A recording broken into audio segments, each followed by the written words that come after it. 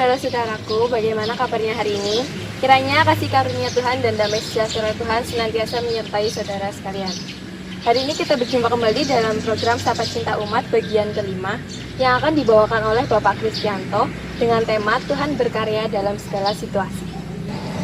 Shalom Bapak Ibu Saudara yang dikasihi Tuhan, selamat berjumpa di dalam acara Sapa Cinta Umat edisi yang kelima pada saat ini. Renungan firman Tuhan saat ini akan kita renungkan bersama-sama dari Injil Yohanes pasal yang ke-9 ayat 1 sampai yang ke-3. Yang demikianlah firman Tuhan. Waktu Yesus sedang lewat, ia melihat seorang yang buta sejak lahirnya. Murid-muridnya bertanya kepadanya, "Rabi, siapakah yang berbuat dosa? Orang ini sendiri atau orang tuanya sehingga ia dilahirkan buta?" Jawab Yesus, "Bukan dia dan bukan juga orang tuanya, tetapi karena pekerjaan-pekerjaan Allah harus dinyatakan di dalam dia." Demikianlah pembacaan firman Tuhan pada saat ini. Bapak Ibu Saudara yang terkasih, di dalam bacaan kita saat ini ada sebuah pertanyaan yang disampaikan oleh murid-murid Tuhan Yesus kepada Tuhan Yesus terkait dengan orang buta yang sejak lahir ini. Mereka menanyakan, siapakah yang berdosa? Apakah dia sendiri ataukah orang tuanya? Seringkali di dalam kehidupan kita sering mencari siapa yang bersalah. Sebuah pertanyaan yang sangat sulit untuk dijawab. Ketika kita menjawab orang itu, maka kita akan menganggap orang itu salah. Begitu juga ketika kita menjawab orang tuanya, maka orang tuanya dianggap salah. Bapak Ibu Saudara yang terkasih, pada saat pandemi saat ini juga seringkali di luaran sana banyak orang yang bertanya-tanya, siapakah yang membuat, siapakah yang menularkan, tetapi mereka tidak berpikir bagaimana caranya untuk kita menanggulangi.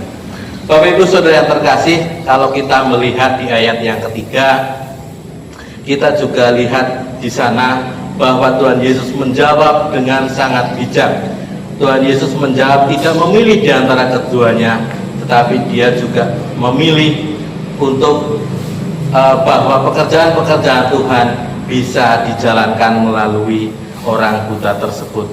Bapak Ibu Saudara yang terkasih, di dalam masa pandemi ini barangkali kita sebagai manusia sudah terlalu sangat sering untuk menerima berkat-berkat dari Tuhan. Ketika Tuhan datang menyapa kita dengan berkat, mungkin kita tidak akan merasakan hadirat Tuhan. Terkadang kita dengan sombong itu adalah kepintaran kita. Terkadang kita dengan sombong itu adalah jerih payah kita. Tetapi saat ini Tuhan izinkan adanya pandemi di dunia ini supaya kita semua dapat merasakan bahwa hadirat Tuhan selalu nyata. Kita menjadi lebih dekat dengan Tuhan. Saat kita mau bekerja, kita mengingat kepada Tuhan, semoga kita tidak tertular. Saat kita mau keluar juga merasakan begitu. Demikian juga dengan hubungan dengan keluarga kita, di mana kita bisa melakukan hubungan yang lebih intim, di mana kita bekerja bisa di rumah, beribadah bisa di rumah, sekolah bisa di rumah, sehingga kita lebih sering berjumpa dengan orang-orang terdekat kita. Bapak Ibu Saudara yang terkasih, saat ini kita menghadapi pandemi ini, percayalah bahwa Tuhan Allah mengizinkan pandemi ini supaya setiap pekerjaan-pekerjaannya senantiasa dimuliakan di dalam kehidupan kita. Percayalah bahwa Tuhan senantiasa berkarya di dalam segala situasi. Amin.